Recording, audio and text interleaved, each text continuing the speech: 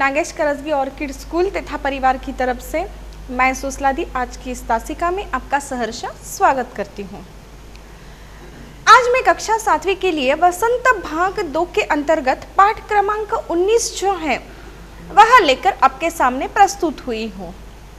पाठ 19 जो है उसका नाम है आश्रम का अनुमानित व्यय। यह जो पाठ है, इस पाठ के जो लेखक हैं वह है मोहनदास करमचंद गांधी, यानी कि यह जो पाठ है यह पाठ गांधी जी द्वारा रचित है। आश्रम का अनुमानित व्यय, अनुमानित अर्थात क्या पता है बच्चों आपको? नहीं, अनुमानित अर्थात अंदाज के अनुसार या लगभग उस दौरान। ठीक है, तो चलो बच्चों आज हम देखते हैं हमारा पाठ क्रमांक 19 आश्रम का अनुमानित व्यय। यह जो पाठ है यह पाठ गांधी जी द्वारा रचित है। राष्ट्रपिता महात्मा गांधी जी जो हैं उन्होंने यह पाठ लिखा है। इसे पढ़कर हम यह जान सकते हैं कि गांधी जी कितनी सूझबूझ व तरीके से काम करते थे। जिस प्रकार आज के दौर में या आज भी अगर हम कोई कार्य करना चाहते हैं तो सबसे पहले वह कार्य जो है वह सफलता से पूर्ण हो जाए, इसलिए हम पूरी योजना करते हैं। योजना के अनुसार आवश्यक सामग्री का प्रबंध करते हैं, फिर वह कार्य करना आरंभ करते हैं और सफलता से वह कार्य पूर्ण करते हैं। अर्थात हम क्या करते हैं, सूझबूझ तथा तरीके से, यानी कि बनाई गई योजना के अनुसार हम क्या करते हैं, वह कार्य पूर्ण करते हैं ताकि वह कार्य सरल सफलता से संपन्न हो जाए। ठीक उसी प्रकार मोहन करमचंद गांधी जी जो है, तो गांधी जी यह भी क्या करते थे, जब वह कोई कार्य करना आरंभ करते थे या किसी कार्य का आरंभ करना चाहते थे तो वह पूर्णतः सूझबूझ से व तरीके से उस कार्य को पूर्ण करते थे या कार्य किया करते थे। यहाँ एक आश्रम के अनुमानित व्यय का जो ब्यौरा है वह उन्होंने क्या किया है, पेश किया है। अर्थात आश्रम का अनुमानित व्यय जो है यह पाठ, इस पाठ के आधार से या इस पाठ के द्वारा गांधी जी ने एक आश्रम है जिस आश्रम का अनुमानित व्यय जो है, यानी कि अनुमानित अर्थात अंदाज के अनुसार या लगभग उसका जो खर्चा है या जो व्यय है, इसका पूरा जो ब्यौरा है वह ब्यौरा उन्होंने क्या किया है, इस पाठ के द्वारा हमारे सामने पेश किया है। तो बच्चों चलिए देखते हैं कि गांधी जी ने इस पाठ के द्वारा किस प्रकार से पूरा अनुमानित व्यय अर्थात जो उनकी अनुमानित व्यय का जो ब्यौरा है उन्होंने किस प्रकार से पेश किया है। उनका मानना है कि आरंभ में आश्रम में 40 के करीब लोग होंगे तथा कुछ समय बाद 50 भी हो सकते हैं। समय के अनुसार अतिथि भी आश्रम में आएंगे। इनका औसत हम 10 लगा सकते हैं। अतिथियों के बारे में यह भी अनुमान लगाया जा सकता है कि 3-5 अतिथि सह परिवार भी आ सकते हैं। अब देखिए, सबसे प्रथम गांधी जी ने यह जो आश्रम का अनुमानित व्यय जो है या उसका जो ब्यौरा है वह हमारे सामने प्रस्तुत करते समय उस आश्रम में कितने सदस्य मौजूद होंगे या कितने सदस्य आएंगे अतिथि स्वरूप, इसका ब्यौरा हमारे सामने प्रदर्शित किया है। जैसे कि यह बताते समय गांधी जी का मानना जो है वह उन्होंने बताया है कि जब भी यह आश्रम खुलेगा या आश्रम का निर्माण किया जाएगा तो गांधी जी का मानना यह था कि आश्रम में कितने करीब लोग होंगे। तो गांधी जी के अनुसार इस आश्रम में 40 के करीब लोग होंगे। कितने लोग होंगे बच्चों? 40 के करीब लोग होंगे तथा कुछ समय के बाद 50 भी हो सकते हैं। ऐसा नहीं है कि आज आश्रम में अगर 40 लोग हैं तो वह 40 ही लोग अंत तक रहेंगे, नहीं। कभी कभी ऐसा हो सकता है कि करीब 40 के लोग होंगे परंतु कभी कभी लोग कम भी हो सकते हैं, है ना। कुछ लोग अगर आश्रम से बाहर जाएंगे तो लोगों की संख्या घट सकती है, यानी कि कम हो सकती है। और कभी ऐसा भी हो सकता है कि लोगों की जो संख्या है वह ज्यादा बढ़ भी सकती है। जैसे कि गांधी जी ने यहाँ कहा है कि आश्रम में आरंभ में 40 के करीब लोग होंगे परंतु कुछ समय पश्चात, कुछ समय बीत जाने के बाद यह जो लोग हैं उनकी संख्या 50 भी हो सकती है। कितनी हो सकती है बच्चों? 50 भी हो सकती है। गांधी जी आगे चलकर यह बताते हैं कि समय अनुसार अतिथि भी आश्रम में आएंगे। ऐसा नहीं है कि आश्रम में सिर्फ लोग आएंगे, निवास करेंगे और चले जाएंगे। कभी कभी ऐसा भी हो सकता है कि यह जो आश्रम है उस आश्रम में रहने के लिए या आश्रम को देखने के लिए, आश्रम के बारे में जानकारी प्राप्त करने के लिए या वहाँ की सुविधाएं जो है उनका लाभ उठाने के लिए अतिथि भी आश्रम में प्रवेश कर सकते हैं या अतिथि भी आश्रम में आ सकते हैं।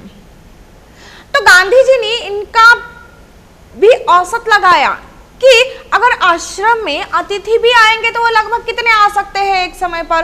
तो गांधी जी कहते हैं कि अगर अतिथियों का औसत हम लगाते हैं तो लगभग 10 लगा सकते हैं। कितना लगा सकते हैं? 10 लगा सकते हैं। यानी कि अगर समय अनुसार अतिथि आश्रम में आएंगे तो वह करीब कितने होंगे? 10 होंगे। 10 से ज्यादा नहीं हो सकते या 10 से कम भी हो सकते हैं, परंतु 10 से ज्यादा नहीं हो सकते। कम से कम कितने अतिथि आ सकते हैं आश्रम में? 10 आ सकते हैं। अतिथियों के बारे में यह भी गांधी जी ने अनुमान लगाया था कि गांधी जी कहते हैं कि 3-5 अतिथि अपने सहपरिवार आ सकते हैं। सहपरिवार अर्थात अपने परिवार के साथ, सपरिवार अर्थात अपने पूरे परिवार के साथ। तो देखिए गांधी जी ने सदस्यों का अनुमान लगाते समय सभी ओर से विचार किया है। गांधी जी ने यह विचार किया है कि जब आश्रम आरंभ होगा तो आरंभ में आश्रम में कितने लोग होंगे कम से कम, और कुछ समय पश्चात उनकी संख्या कितनी होगी यह बताते समय उनका अनुमान गांधी जी ने लगाया कि आरंभ में 40 संख्या हो सकती है लोगों की, परंतु कुछ समय पश्चात वह 50 भी हो सकती है या उससे काफी बढ़ भी सकती है। गांधी जी ने यह भी अनुमान लगाया कि आश्रम खोला है तो अतिथि भी आ सकते हैं आश्रम को देखने के लिए या आश्रम के लोगों की मदद करने के लिए। कुछ भी कारणवश अतिथि आ सकते हैं, जिस प्रकार कुछ कारणवश या हमसे मिलने के लिए भी अतिथि हमारे घर आ सकते हैं या आते हैं, ठीक उसी प्रकार आश्रम में भी कुछ अतिथि आ सकते हैं। तो इनका औसत भी गांधी जी ने लगाया और वह लगभग 10 लगा लिया था। गांधी जी ने अतिथियों के बारे में यह भी अनुमान लगाया था कि जो 10 अतिथियों का औसत उन्होंने लगाया था उनमें से कुछ अतिथि क्या कर सकते हैं कि उनके परिवार सहित भी आ सकते हैं। जैसे कि छुट्टियां मनाने के लिए हम सह परिवार कहीं जाते हैं ना, ठीक उसी प्रकार कुछ अतिथि ऐसे भी होते हैं कि अपने पूरे परिवार के साथ आश्रम में आ सकते हैं। तो यह भी अनुमान क्या किया गांधी जी ने यहां पर लगाया था। आश्रम का अनुमानित स्थान वर्गीकरण जो था वह भी गांधी जी ने बहुत सोच समझकर लगाया था। अब देखिए आश्रम में 3 रसोई घर हो, गांधी जी ने यह अनुमान स्थान का वर्गीकरण किस प्रकार से किया था कि आश्रम में 3 रसोई घर हो। जैसे कि अगर हम हमारे घर का वर्गीकरण देखते हैं तो वह किस प्रकार से होता है? बैठक कक्ष होती है, शयन कक्ष होता है और फिर रसोई घर, चौका, ठीक है, और मेहमानों के लिए अलग से कक्ष बनाया जाता है। परंतु यहाँ हमारा घर नहीं है, यहाँ आश्रम का वर्गीकरण है, आश्रम के स्थान का। तो गांधी जी ने इस आश्रम के स्थान का वर्गीकरण इस प्रकार से किया था कि आश्रम में कितने रसोई घर हो? 3 रसोई घर हो, और जो मकान है वह मकान 1,50,000 वर्ग फुट क्षेत्रफल में बनना चाहिए। ऐसा स्थान का वर्गीकरण गांधी जी ने यहाँ पर किया था कि आश्रम में कितने रसोई घर होने चाहिए? 3 रसोई घर होने चाहिए, और जो मकान है वह कितने फुट क्षेत्रफल में बनना चाहिए? 1,50,000 वर्ग फुट क्षेत्रफल में यह मकान बनना चाहिए। ऐसा अनुमान गांधी जी ने लगाया था। 3,000 पुस्तकें जिसमें आ जाए, इतना बड़ा पुस्तकालय भी होना चाहिए, ऐसा गांधी जी ने अनुमान किया था या गांधी जी की सोच थी। अब देखिए पुस्तकालय अर्थात जहां किताबें रखी जाती हैं। बच्चों आप अपनी पाठ्य पुस्तक में पेंसिल से रेखांकित कर लीजिए पुस्तकालय को और उसका अर्थ लिख लीजिए। पुस्तकालय अर्थात जहां किताबें रखी जाती हैं वह स्थान। तो देखिए गांधी जी ने पुस्तकालय भी बनवाना चाहा, परंतु वह छोटा नहीं था, वह भी बड़ी मात्रा में बनाना चाहते थे कि जिस पुस्तकालय में कितनी पुस्तकें बैठ सके, 3000 पुस्तकें हो। इतना बड़ा पुस्तकालय गांधी जी बनवाना चाहते थे। अनाज का उत्पन्न करने योग्य कम से कम 5 एकड़ भूमि भी चाहिए, ऐसा अनुमान गांधी जी ने लगाया था कि अगर आश्रम बनेगा तो वहां के लोगों के लिए अनाज, सब्जी, तरकारी, यह सारी चीजें भी लगेंगी और कई मात्रा में हम उन लगने वाली वस्तुओं का उत्पादन भी कर सकते हैं। तो इन अनाज का उत्पन्न हम कर सकते हैं जमीन पर। तो इसीलिए गांधी जी का अनुमान यह था कि अनाज उत्पन्न करने के लिए, चाहे वह गेहूं हो, ज्वार हो या चावल हो या सब्जी हो, तरकारी हो, तो इनका उत्पन्न करने के लिए कम से कम 5 एकड़ भूमि भी चाहिए, ऐसा पूर्ण अनुमान गांधी जी ने किया था। अब देखिए गांधी जी ने यह जो आश्रम है, इस आश्रम का अनुमानित स्थान वर्गीकरण किस प्रकार से किया था कि आश्रम में कितने रसोई घर होने चाहिए, 3 रसोई घर होने चाहिए। और आश्रम का जो मकान है वह कितना होना चाहिए, उसका क्षेत्रफल कम से कम 1,50,000 वर्ग फुट क्षेत्रफल में यह मकान बनना चाहिए, ऐसा अनुमान गांधी जी ने लगाया था। गांधी जी ने केवल आश्रम ही बनाना इतना उचित नहीं समझा, तो आश्रम में आने वाले लोगों के लिए पढ़ने के लिए पुस्तकें भी होनी चाहिए और उन पुस्तकों को रखने के लिए गांधी जी ने पुस्तकालय बनवाना चाहा।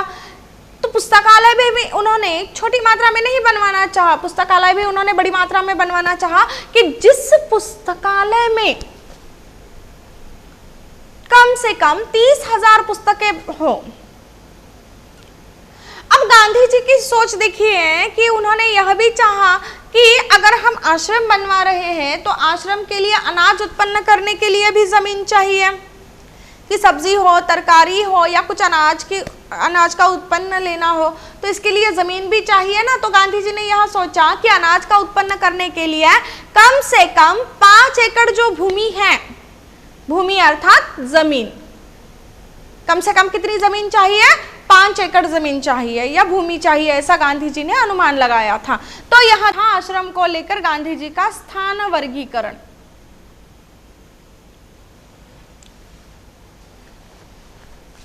अब देखिए गांधी जी ने यह भी अनुमान लगाया कि मेहमान अगर आएंगे तो उनके लिए जो सामान लाना है या जो सामान आवश्यक है वह भी उन्होंने उसका भी अनुमान लगाया था। अब देखिए चलो वो किस प्रकार से लगाया था गांधी जी ने।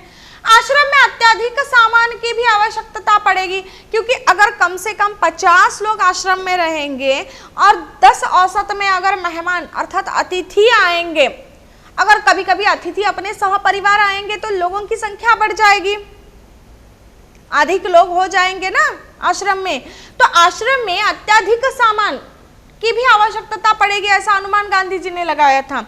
और इसीलिए खेती हेतु, अब जब अनुमान गांधी जी ने यह लगाया था कि अनाज उत्पन्न के लिए 5 एकड़ जमीन उन्होंने अलग से रख दी थी, तो उस खेती हेतु या उस जमीन में अनाज उत्पन्न करने हेतु कुदालियां, फावड़े व खुरपी यह भी लगेंगे, तो उसका भी अनुमान गांधी जी ने लगाया था। अब देखिए बढ़ईगिरी के लिए उन्होंने क्या किए थे, जो बढ़ईगिरी है उसके लिए गांधी जी ने 5 बड़े हथौड़े, 3 बसूले, 5 छोटी हथौड़ियाँ, 2 ऐरन, 3 नम, 10 छोटी बड़ी छेनियाँ, 4 रंधे, 1 सालनी, 4 केतियाँ, 4 छोटी बड़ी बैधनियाँ, 4 आरियाँ, 5 छोटी बड़ी संडासियाँ,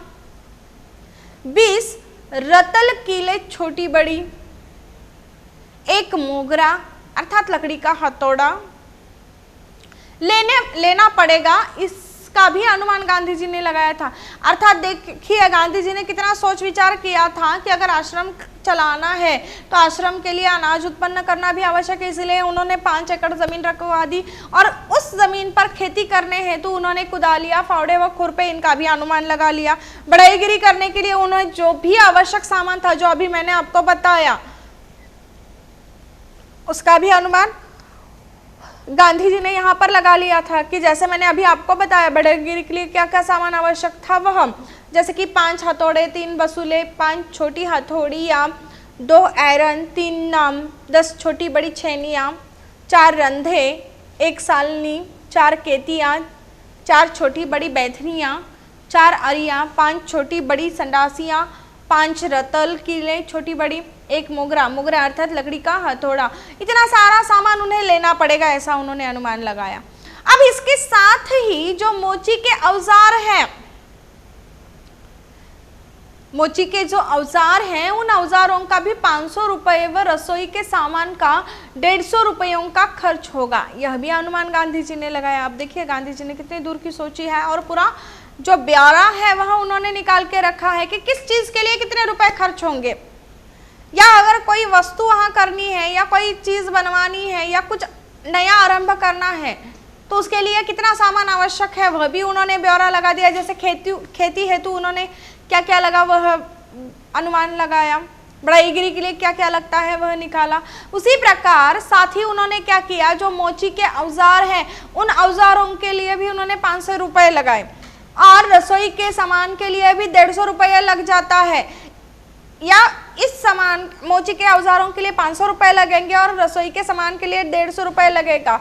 यह इतने रुपए खर्च हो जाएंगे, इसका भी अनुमान गांधी जी ने क्या किया था, निकाल के रखा था।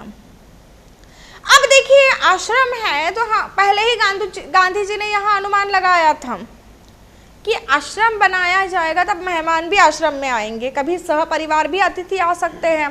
तो यह जो मेहमान है, यह मेहमानों जब स्टेशन पर आएंगे तो इन मेहमानों के लिए एक बैलगाड़ी की भी आवश्यकता पड़ेगी ताकि जब मेहमान स्टेशन से सामान लाने में परेशानी ना उठानी पड़े। अब देखिए जब मेहमान आ जाएंगे तो मेहमान आएंगे तो वह स्टेशन पर रुकेंगे और स्टेशन पर से जब मेहमानों को आश्रम लाना है तो उन्हें चलते तो नहीं ला सकते इतना लंबा रास्ता काट के, तो उन मेहमानों को आश्रम में पहुंचने तक तकलीफ ना हो जाए, उनका सामान लाने में परेशानी ना उठानी पड़े, इसीलिए गांधी जी ने उन मेहमानों के लिए एक बैलगाड़ी की भी आवश्यकता पड़ेगी ऐसा कहा है। और उस बैलगाड़ी की आवश्यकता क्यों पड़ेगी, अगर बैलगाड़ी होगी तो मेहमान स्टेशन से सामान लाने में उनको परेशानी ना उठानी पड़ेगी। देखिए गांधी जी ने मेहमानों के बारे में भी कितना सोचा है कि मेहमान अगर अतिथि आएंगे तो उन्हें कोई परेशानी ना हो, उन्हें कोई दिक्कत ना उठानी पड़े, इसलिए उन्होंने एक बैलगाड़ी की आवश्यकता भी बताई।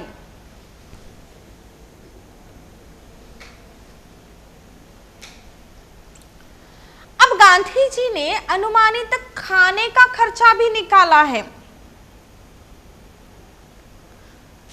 जिस प्रकार हम आज घर में रहते हैं तो घर में हम हर एक चीज के लिए उसका खर्चा निकाल के रखते हैं। जैसे कि अगर आपने कभी आपके मम्मी पापा को देखा होगा हिसाब किताब करते हुए, अनाज के पैसे अलग से निकाले होते हैं, बिल भरने के पैसे अलग से निकाले होते हैं, पेट्रोल के पैसे अलग से निकाले होते हैं, डॉक्टर के पैसे अलग से निकाले होते हैं, आपके पढ़ाई के ट्यूशन फ़ी हो या स्कूल की फ़ीस हो, इनके पैसे अलग से निकालने पड़ते हैं। कभी अगर आप बाहर जाओगी तो उसके लिए पैसे अलग से निकाल के पड़ते हैं, या ये उनका खर्चा होता है जो वो हिसाब किताब करके अलग से निकाल के रख देते हैं। ठीक उसी प्रकार गांधी जी ने भी क्या किया था कि आश्रम में खाने का कितना खर्चा होगा या खाने पर प्रत्येक व्यक्ति के लिए कितने रुपए खर्च हो जाएंगे, इसके हिसाब से उन्होंने प्रति महीने कितने पैसे लगेंगे एक व्यक्ति के लिए, पूरे वर्ष में उसको कितने पैसे लगेंगे खाने के लिए, इसका भी गांधी जी ने अनुमान निकाल कर रखा था। तो वह इस प्रकार से था कि खाने के खर्च में यदि 10 रुपए मासिक प्रति व्यक्ति लगाया जाए तो लोगों का वार्षिक खर्च कितना होता है, 6000 रुपये आएगा। अब देखिए अगर हम एक व्यक्ति के लिए 10 रुपया लगा दे मासिक, मासिक अर्थात हर महीने, अगर आज आप देखते हो कि अगर हम मेस वगैरह लगाते हैं तो एक महीने के लिए उनका जो भी तय किया गया होता है वह मेस की फीस वह ले लेते हैं, जैसे कि 3000 हो, ठीक है।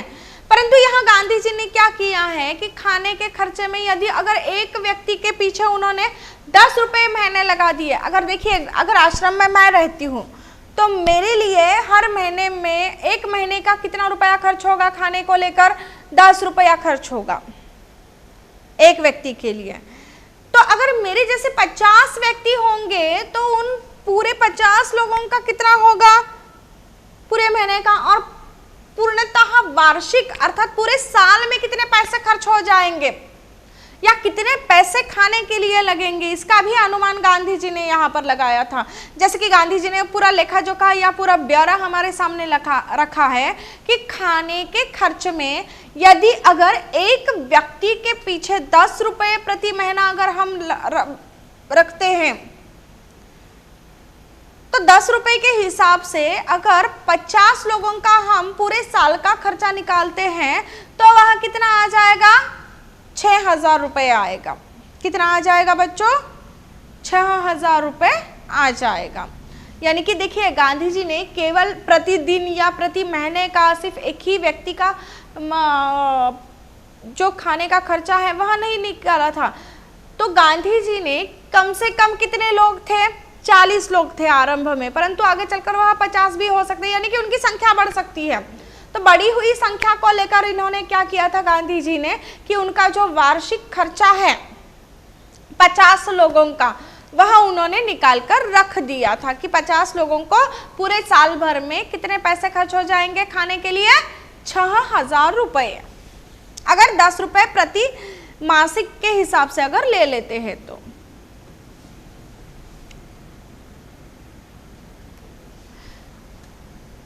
अब देखिए इस आश्रम में जो प्रमुख लोग थे वह गांधी जी की क्या इच्छा थी यह भी जानना आवश्यक है। तो प्रमुख लोगों की इच्छा यह थी कि अहमदाबाद में यह प्रयोग 1 वर्ष तक किया जाए। आश्रम में जो भी प्रमुख लोग थे उन प्रमुख लोगों की यह इच्छा थी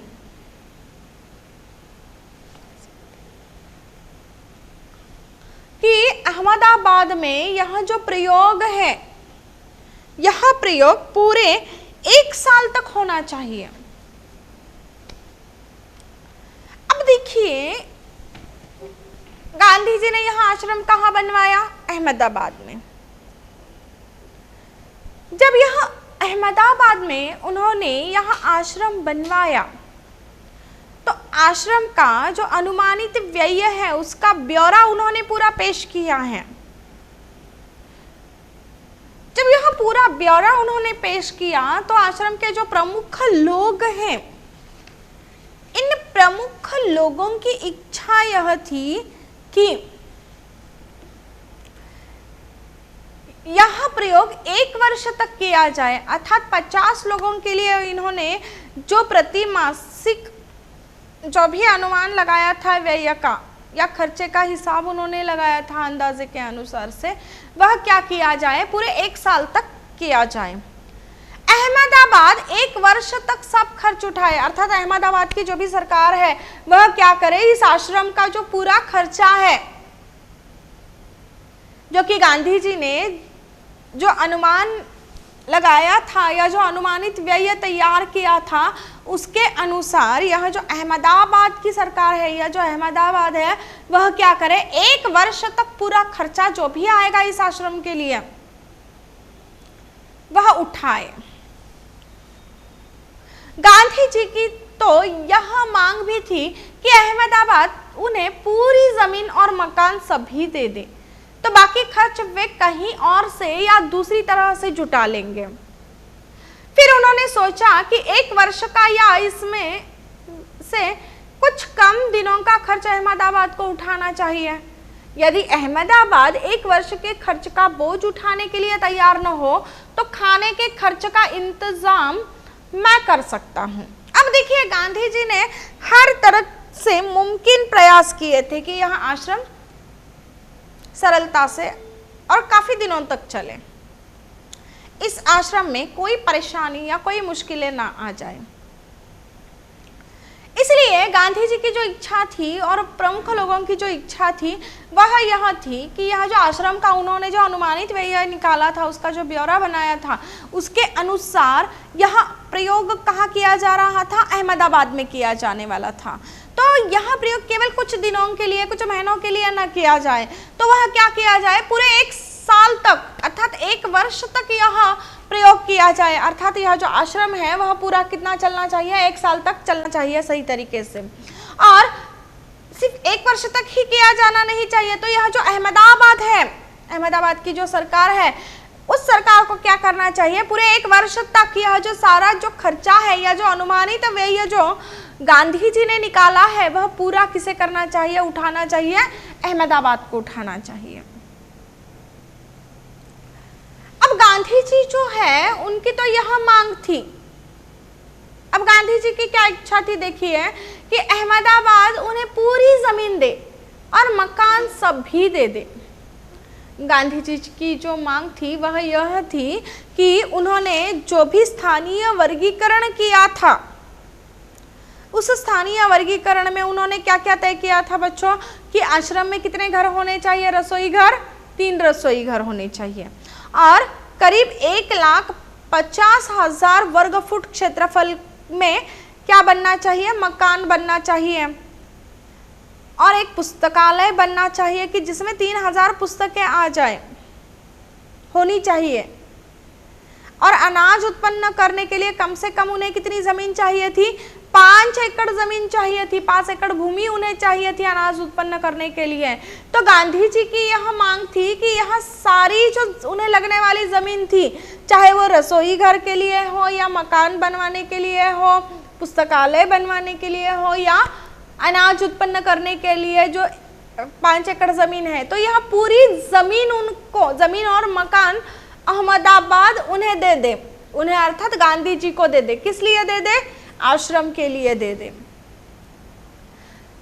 तो बाकी खर्च वहां कहीं और से या दूसरी तरह जुटा लेंगे। अर्थात गांधी जी की मांग यह थी कि अगर यह सारी जमीन अगर अहमदाबाद उन्हें दे दे तो इस आश्रम के लिए लगने वाला जो भी खर्चा था, तो वह सारा खर्चा गांधी जी क्या करेंगे? स्वयं उठा लेंगे या कहीं और दूसरी तरीके से जुटा लेंगे।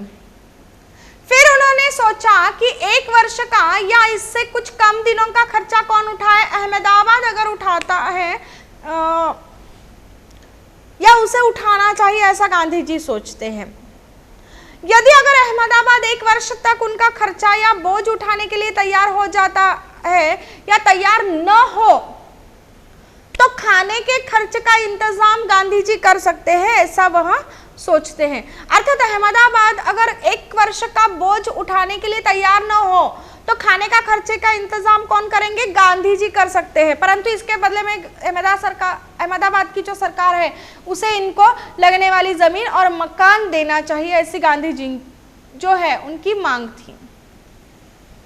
उन्होंने यह भी कहा कि खर्च का यह अनुमान जल्दी में तैयार किया गया है, इसीलिए यह संभव है कि कुछ मुद्दे मुझसे छूट गए होंगे। अगर हम जल्दबाजी में कोई चीज करते हैं तो उसमें कुछ मुद्दे हमारे छूट जाते हैं। तो गांधी जी यह स्पष्ट रूप से कबूल करते हैं कि उन्होंने यह जो खर्च का अनुमान किया है वह उन्होंने जल्दी जल्दी में किया है तैयार।